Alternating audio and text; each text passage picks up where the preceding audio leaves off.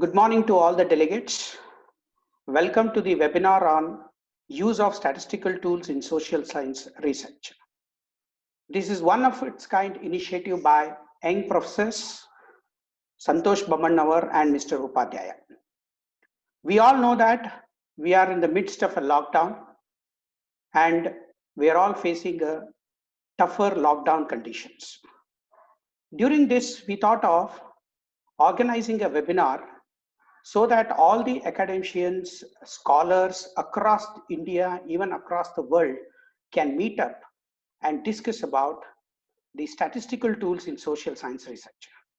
Statistical tools are gaining huge importance, and statistics is such a beautiful subject wherein it is going to give a direction to the data distribution and data set that you have with us.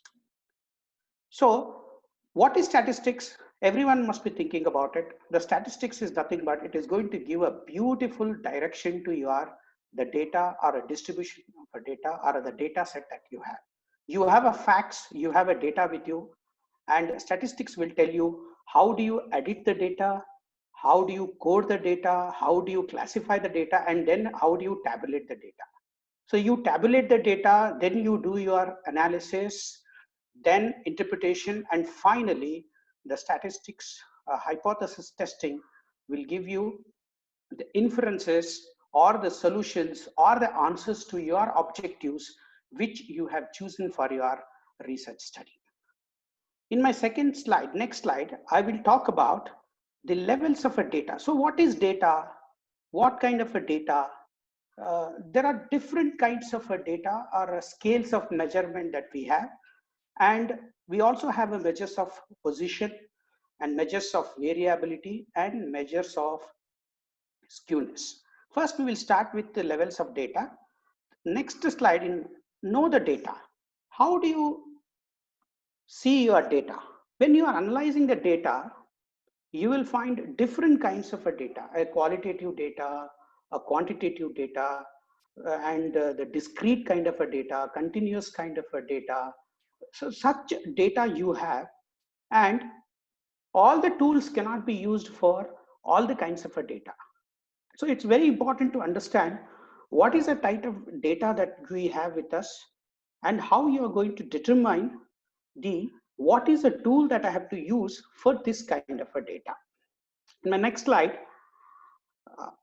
I will talk about the nominal data. So what is this nominal data? It's a most elementary scale of a measurement, a categorical kind of a data where the events and objects are classified. The examples of are the gender, color of the eye, religion, and the caste, and you are going to assign. When you have a data, when you have such kind of questions that you have put wherein you are going to extract a nominal kind of a data from your respondents, you will ask the respondents to assign the numbers between 1 to your respondents and 2 a particular attribute or particular objects. So this is a nominal data. Examples are gender, colors of the eye, religion, and caste. In my next slide, ordinal level. Ordinal data requires the order in the data.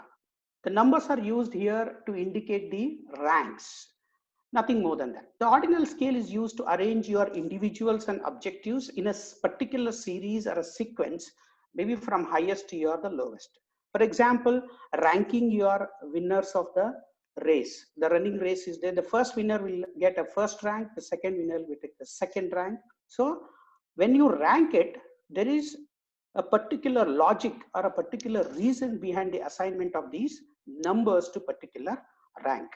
Examples we can quote: intelligence, ranking of intelligence, ranking of job satisfaction. So next, my slide will talk about the interval level of kind of a data. So apart from ranking, the ordering the data, the interval scale allows the one to state precisely how far apart are the other individuals. You are differentiating the individuals with this scale. For example, age is a different for different individuals, income, height, weight. So interestingly, the way you phrase this question is directly related to the type of data that you are going to get it back. So it is a kind of a data wherein you are going to differentiate the individuals on particular objects. Next slide. Ratio level. It is the highest level of measurement among out of these three, the ordinal data, nominal data, and the interval data. The ratio is the highest level of measurement. So it is going to subsume all the other three. The ratio scale includes an absolute zero also. Example, if weight is used as an example, no mass at all is zero. So 1000 grams is 400 grams heavier than the 600 grams and twice as heavy as 500. So ratio is a highest level of measurement. It includes even absolute zero. So next slide. Discrete kind of a data and continuous kind of a data. You know that in our research, we take the variables, dependent variables and independent variables. So how these variables are grouped in the form of the data. So discrete variable is a variable which can take the numeral values that are exactly specific to the distinct point on the scale. For example, gender. Gender is a discrete variable. It can take only a fixed number of values. Another example, color of the eye, religion, caste. So next slide, I will give you information about continuous variable. So it can take any value between the points on a scale. It can be measured with a different degrees of exactness depending upon the measurement instrument. Example, weight. It can take any number of values from 0 to infinity. Height, time, age. These are some of the examples of the continuous variable. In my next slide, now we have understood the scales of measurement, the data, kind of data. Apart from this, we also have the qualitative data, quantitative data. So it is essential to understand what is the kind of data that I have, then only you should be able to, interrelate with the statistical tools, and those tools are used for analyzing and interpretation and drawing inferences from the data that we have. So statistics is basically divided into two important sects. One is descriptive statistics, another one is inferential statistics. So I will begin with descriptive statistics. In descriptive statistics fall into three main categories: measures of position, or we can also call it as measures of central tendency, measures of variability, and measures of skewness. So these are useful beginning data analysis for comparing probably the data sets or reporting final results of your survey. These are the basic introductory statistical tool that we are going to use for the analysis. The next slide, we'll start with the measures of central tendency or measures of position. The first is mean, a very simple tool. It is just to compute the average of all the observations, that then divided by the number of observations, you get your mean. So what primarily the descriptive statistics will describe the data distribution that you have with us, the data set that you have. It is going to tell you what is the direction of the data, a description about your data. So mean will give you the average of the data or the observations that you have. Normally this is represented by a small mu, population mean. I'll discuss about this population sample when we are discussing about the inferential statistics in my subsequent slides. So mean is the simple measure average of all items in a sample, and this first tool of your measures of central tendency. In my next slide, median. This is the second measure. It is the exactly middle observation in the data set that you have. 50% of the observation are above the median, 50% are below the median. So for sets with even number of observations, median is the average of the middle two observations is there in the data set. So the median is often used. So you must be asking me, what is the significance when compared to the mean? Median is used often when the data is not symmetrical when there are outlying observations or extreme observations that are there in the data distribution set. Example, median income is generally reported rather than the mean income because of the outlying observations. In the next slide, the third measure, that is mode. So mode is the value around which the greatest number of observations are concentrated, wherein higher number of observations is repeated in your data set, or the common observation in your data set is your mode. We can have 3 modes in a set of a data. So mean, median, mode. These are the basic measures of central tendencies. Next, I'll go to the second category, measures of variability. It is a very interesting thing. We are interested in data which is not have too much of variation among the variables or among the observations, which is very important for to get the errorless the analysis and the interpretation. Well, measures of position describe where the data points are concentrated, but the measures of variability, which is going to measure spread of your data set, variability of your data set, dispersion of the data set. Measures of variability is also known as measures of dispersion. So what are these measures of variability? In my next slide, first simple measures of variability, measures of dispersion is range.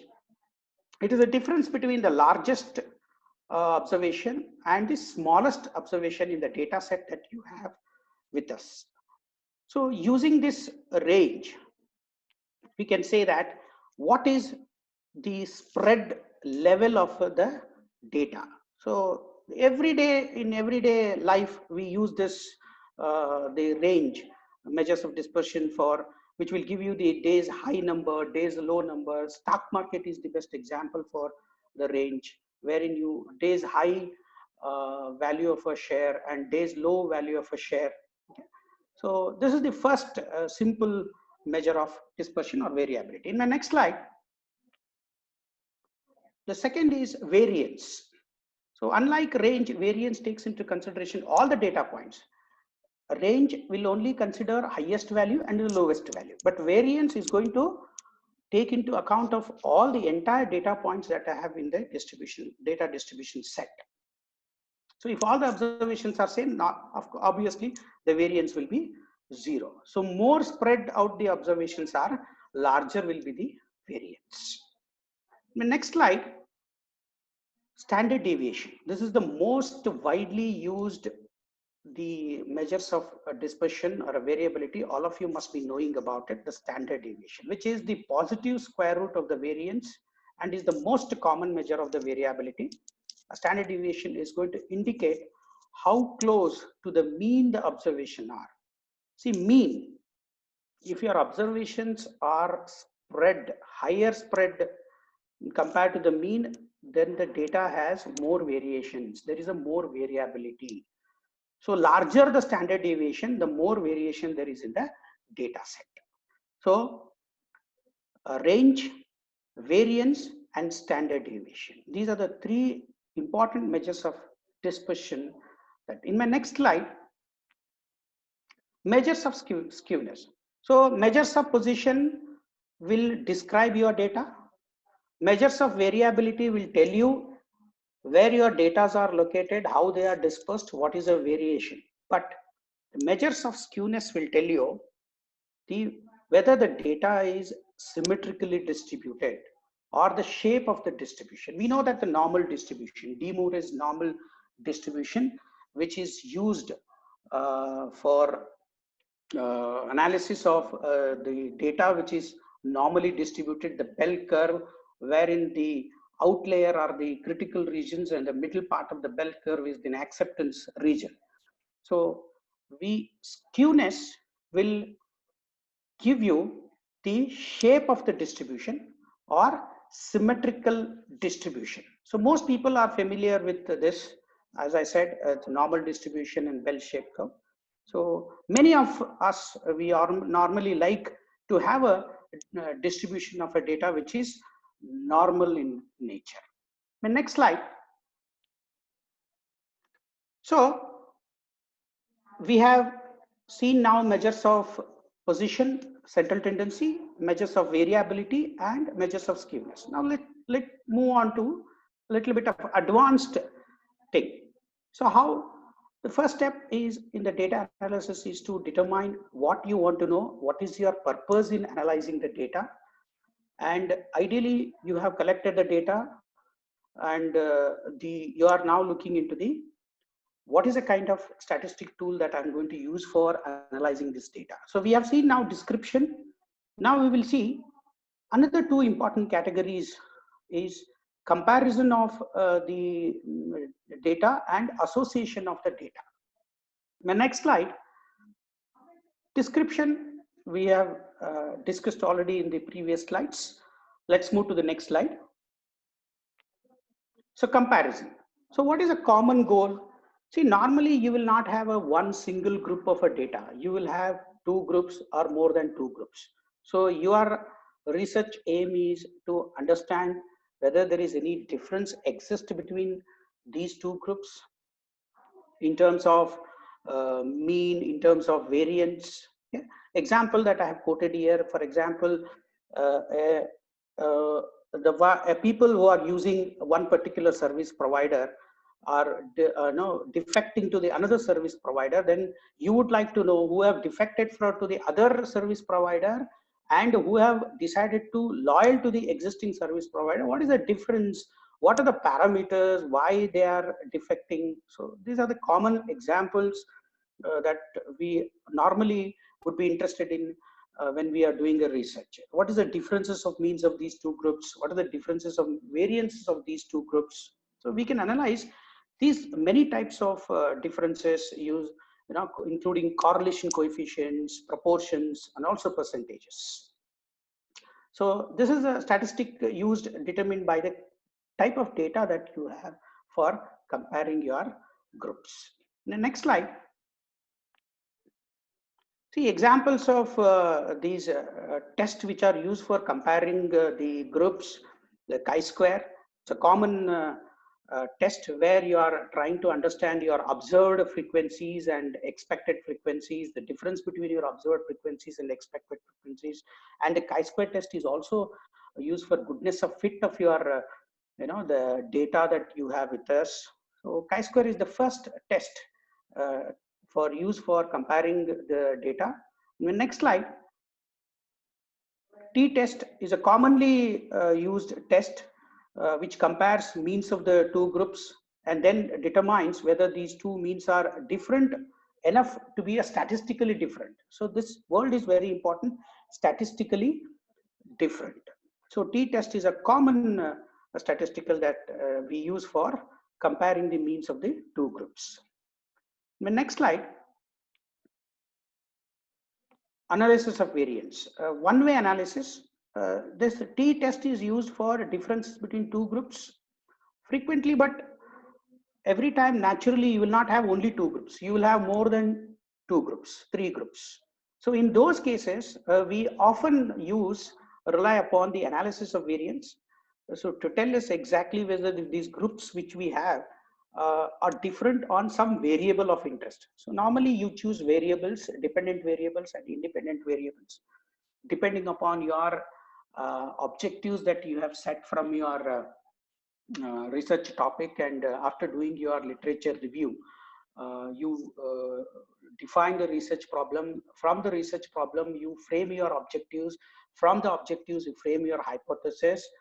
From that, you define your variables and you construct your questionnaire to collect the data on some variables of your interest of your research, basically in synchronization with the objectives that you have chosen and the hypothesis that you have set for your objectives. So on these variables, you will have two group or three group. So how these groups are going to vary on these particular variables, single variable or multiple variables.